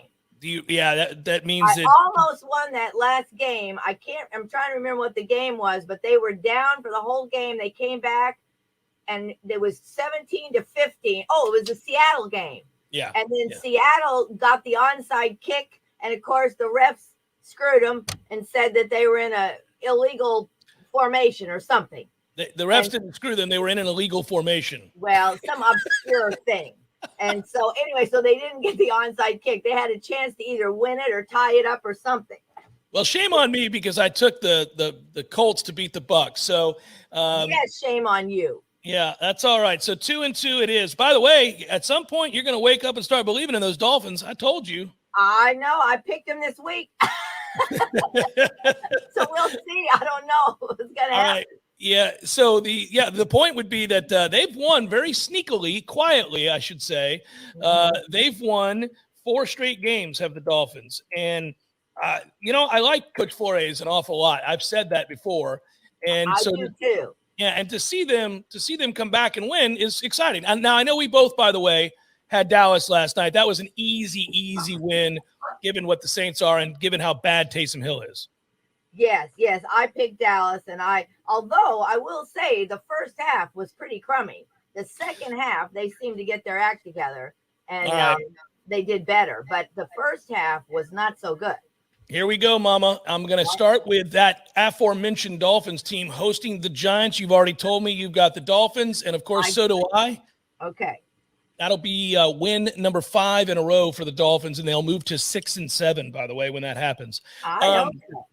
Colts at Texans. Yeah, Colts. Vikings at Lions. Vikings. Oh, Lord. Boy, listen to that. See, we got to have to mute my mother. It's okay now. Eagles at Jets. Oh, Eagles. And I don't know, though. I say that like it's, Eagles, but the Jets are doing a little better, but I did take the Eagles. Yeah, I'm taking the Eagles too, but they suck and they make me angry. The Cardinals at the Bears. Cardinals. Chargers at the Bengals. Yeah, this game is a little concerning to me too, but I took the Chargers. I'm going to take the Bengals, Mom. I'm going to take the Bengals. I really wavered at that, but I don't know. We'll see. I know they're playing in Cincinnati. That probably should, I don't know. But anyway, I took the Chargers. Buccaneers at Falcons. Bucks. Jags at Rams.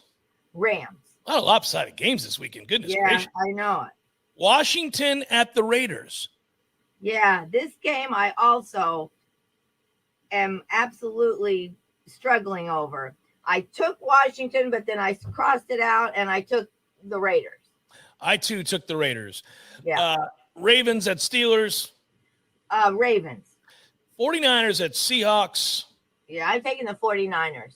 Broncos at Chiefs. Chiefs.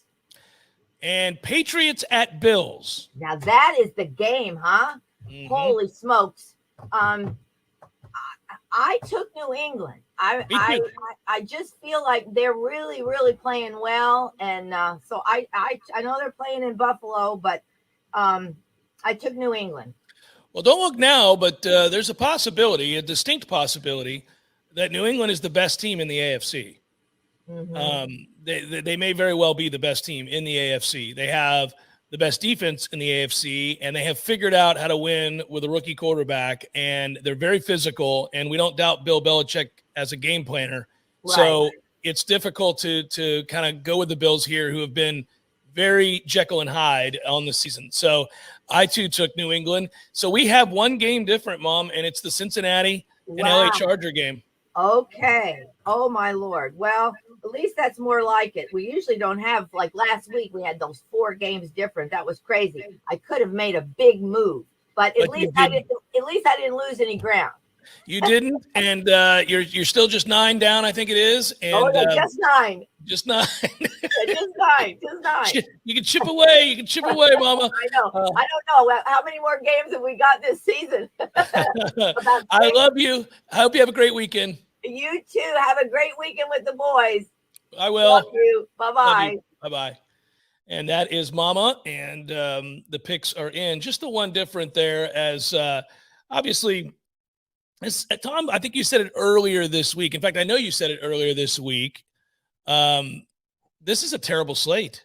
Yeah. This is a terrible slate. I didn't take the time to go through it as with a fine-tooth comb the way that I normally do for gambling purposes this week, because I had taken a cursory glance and didn't love the schedule, but I really didn't, get down deep in it. And then I looked at it just now, obviously going through the games with Mom, and I'm like, oh my Lord. Yeah. It's one lopsided matchup after another. This is a weekend where you do your chores. We'll have the Bucs game on at 1 on the big TV, but then you've got Red Zone on, because you might see some cool finishes, but you don't want to invest in a 60-minute game outside of Monday Night Football. Monday Night Football is going to be – that is awesome. You're talking about 2 physical teams, same division, in the month of December. You got an upstart Patriots team. The pressure's on the Bills because they're the favorite, one of the favorites in the conference. There is no pressure whatsoever on New England for this football game, which is really dangerous. If there's no pressure on Bill Belichick, yikes. Well, one of the things with Buffalo is they haven't been able to run the ball, and if you can't run the ball and you're going to put the whole game on Allen's arm, you're going to have a problem. That's not who they are. He is and can be a phenomenal quarterback, but he does require other elements of your team. And there are very few quarterbacks, by the way, while we're evaluating quarterbacks, there are very few quarterbacks in the league that can just go win a game on their own.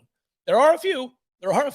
I mean, there have been times where Aaron Rodgers just wins games because he makes throws that nobody else can make and buys time in ways that very few do, and has vision and all of those things.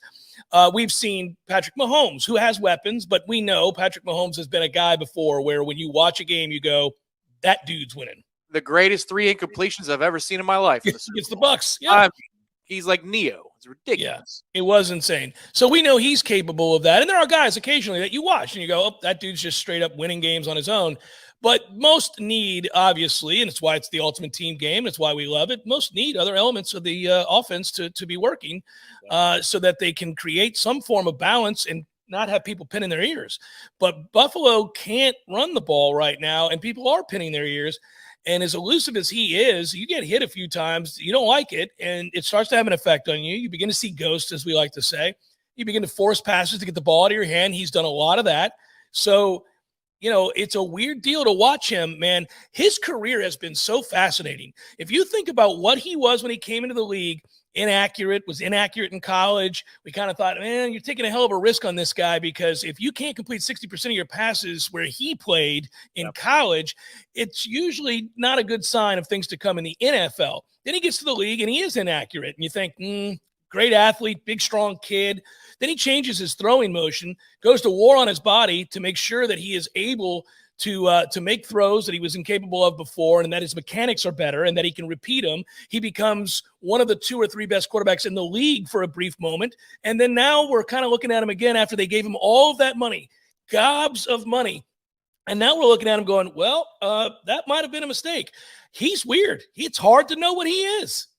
That's correct. And, well, I think the way the season was going to trend anyway, as long as they get in, now, of course, they should win the division, and Belichick is pulling off a Coach of the Year type resume season.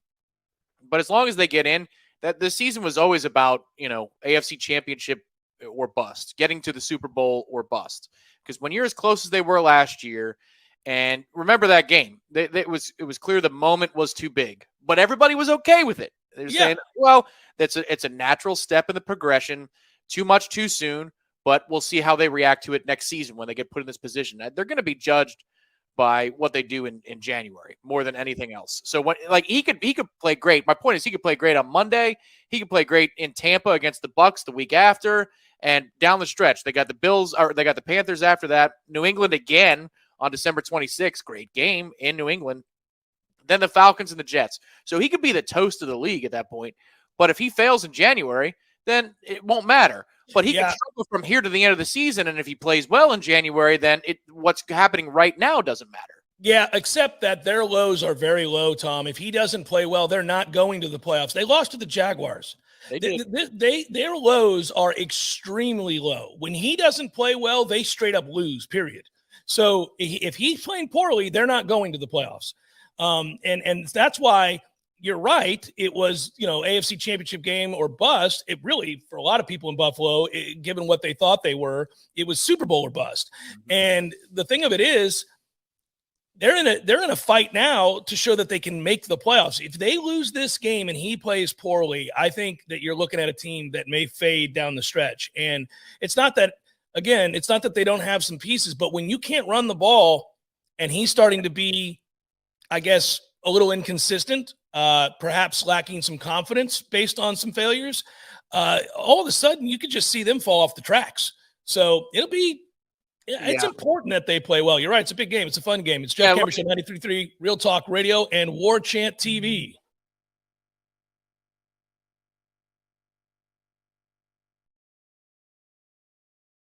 Every Sunday morning from 9 to 11 for good gospel music here on 93.3 every Sunday morning. Dot Brown. Hi, Chris Kraft for the Kraft Brothers dealerships. By now, we've all heard that used car prices are through the roof. So your car, yes, the car you're probably driving right now, is worth more at Kraft Nissan and Infiniti than anywhere else in North Florida. Every day we buy cars from customers, or they trade up. They come into our dealerships telling us that dealers offer them over Kelley Blue Book price. Forget that. At Kraft, we threw out the Kelley Blue Book prices months ago. With over 100 years combined experience, our appraisers know the market. And they offer you the right price, which is always more money than you'd get anywhere else. So you can sell Kraft your car for holiday cash right now or get maximum savings when you trade in for a new car. Why right now? Because on January 1st, your car has a birthday. It's officially a year older. So I've challenged the Kraft appraisers to raise the roof on appraisals. So you see, we get a big factory bonus if we sell 200 more cars by year end, and we're close. It's simple. You buy from us, and we share our year bonus with you in the form of higher trade-in prices and bigger discounts. But you better hurry, because time is ticking on 2021. Kraft Nissan and Infiniti, both on Mahan Drive. Our partners at ISF know you want to do amazing things. You have big ideas and goals for the future. For over 40 years, ISF has focused on solving the future for state government through strategy, process, and technology. As a national management and IT consulting firm, ISF has the expertise to transform strategies, refine processes, and implement solutions to lead you in today's changing environment. ISF, your vision plus our expertise brings your brilliant ideas to life. Visit ISF.com to learn more. ISF, solving the future. This is Dr. James Ryan Finn from Finn Chiropractic, and the holiday insanity is upon us. It's Halloween, it's Thanksgiving, it's Christmas, it's New Year's, and oh my gosh, Valentine's Day is around the corner. Well, don't wait to Valentine's Day to give yourself some love. Come to Finn Chiropractic. Let us get to the cause of your headaches, neck pain, back pain, numbness, and tingling before the holiday insanity takes its toll. Contact us at FinnChiro.com. That's FENNCHIRO.com, because your chiropractor loves you and there's nothing you can do about it. Clean, renewable energy means fresher air, healthier residents, new green jobs, and a stronger, more resilient community. How we get there is up to you. Share your input today to help shape the Tallahassee of tomorrow. Take the Clean Energy Survey at talgov.com. Live and live in color and totally free. Subscribe to Warchant TV on YouTube, the digital home of Warchant.com. From the practice field to pregame and the phone calls afterwards, Warchant's YouTube channel is home to live programming like Seminole Headlines, Wake Up Warchant, The Jeff Cameron Show, as well as Trench Talk, a live Q&A with Noles offensive lineman Devontae Love-Taylor. Just search Warchant on YouTube and click or tap the subscribe button. That's it. It's totally free. Warchant TV on YouTube. Just another reason we're the ultimate Seminole sports source.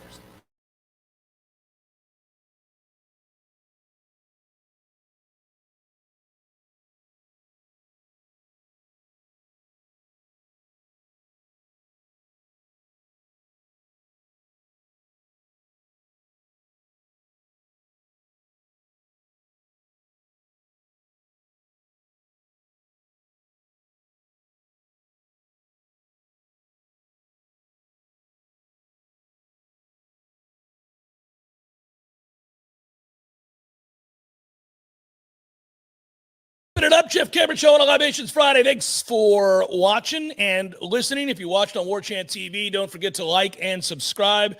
If you listen on 93.3 Real Talk Radio, thanks so much. And remember to support those that advertise with us. Support those that support us. That's always a good thing.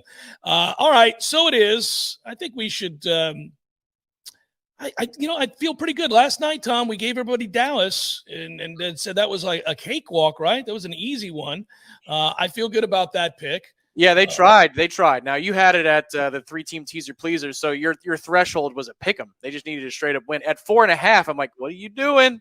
Why are we running Zeke Elliott with a bum leg into the middle of the line of scrimmage all night? Let's go. Wasn't that bizarre? Like, why? You don't have anybody who's healthy that would be better than him in that situation? That's crazy. They do. His name's Pollard, and he broke one for 50 and a touchdown last night. I don't know what they're thinking, and that's where – listen, Troy, we've already documented how fanish he was, but that's where I am as I'm interested in this game saying, hey, stop that stupid stuff. What is wrong with you, Kellen Moore? Tony Pollard or throw the ball, but whatever. They got away with it. So we're good. If we could, do we have a sounder? I believe we have it, right? Hey, Big Daddy, having some Red Russians tonight? We'll know in about 47 seconds. To an open wing. It's picked up by Dowdy, an empty net. He scores. Hot damn, Big Daddy's done it again. Red Russians all around, Teddy. All right, Big Daddy. And you see the ad right there from our friends at North Florida Payroll Services. There they are. Yes, thank you, guys.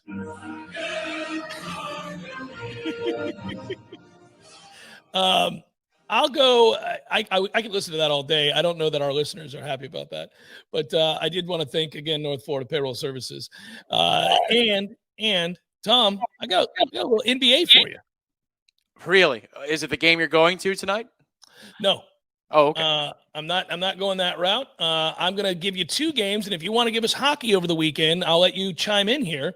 I've got Cavaliers +4 against the Wizards, and I got the Celtics +8.5 against the Jazz. Okay.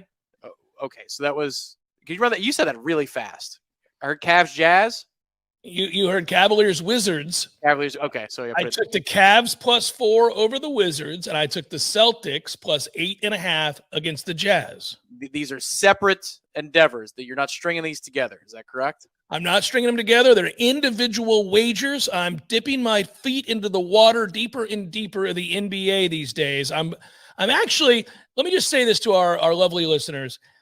This is more of an experiment, not a guess, but an experiment with how I'm picking games right now. I'm developing a system, Tom. We'll see. You guys mark these games and you remind me. Believe me, I'm keeping track, but we're going to see where we're at with this. And if my system plays out, we're going to get emboldened as we do this segment during the week. But I want to explore a deeper playing pool, Tom. I don't want just hockey. I don't want just what remains of football. As we sign off in the evenings, I want to be able to tap into the NBA. There's money to be made there too. Yeah, agreed. I think, okay, there's a couple of things I'm looking at, and neither of them are hockey at this particular point. Oh, okay. Tonight in the Pac-12, all right, I like Utah to do it again to Oregon. The reason they've got a head coach with split attention. You've seen this Utah is already better, and Oregon has a head coach with split attention and a group of players that don't know that he's going to be there for them after this game is over for very long. So that's only 2.5. You can get it at a discount right now at 2.5. It's -115. I do that all day long, and I love that Michigan pick. I absolutely love that Michigan pick. So that's the other one that I'm going to be playing. I don't know that I'm going to put them together for a greater return. I think I'm just going to play them separate. But I played both those games individually, but I also want you to know I floated a little pizza money into a 3-team teaser pleaser for college as well. And I took Michigan and teased it down, and I took Utah tonight on the money line. I put that in there, and then I took actually I turned this into a parlay. And the third game that I liked was actually Georgia over Alabama. So I could tell you, and I hear you on that one too. Georgia may, like Lee was talking about earlier, they may want to just finish the job here and eliminate. I see the siren at the bottom replacing the Red Russians, but they just want to eliminate any threat of Alabama being there again. I would fully understand if that's the motivation, then they're going to go for it and they're going to get the job done. But I'll tell you, man, one thing in looking at the NFL standings, I almost pulled the trigger on the Miami Dolphins' future to make the playoffs. I did. You did? Okay. You did or did not? I did a week ago. The problem is their last couple of games in the season, they're looking at 9 and 8-ish at best. Mm-hmm. You're going to need the AFC West to fall by the wayside in order for enough spots to become open for the Dolphins. It's going to. Oh, okay. It's going to happen, buddy. Your Chubbs in Happy Gilmore, he's going to play. And by God, he's going to win. I like it. Hey, good work out of you. Good work, Matthew. Thanks to all of you guys for watching. I hope you guys have a great weekend. And good luck to the soccer team tonight, 7 o'clock. Let's go to a national title. Come on, beat Rutgers. Let's do it. Let's do it. Be good, everybody. We'll talk to you on Monday. Peace.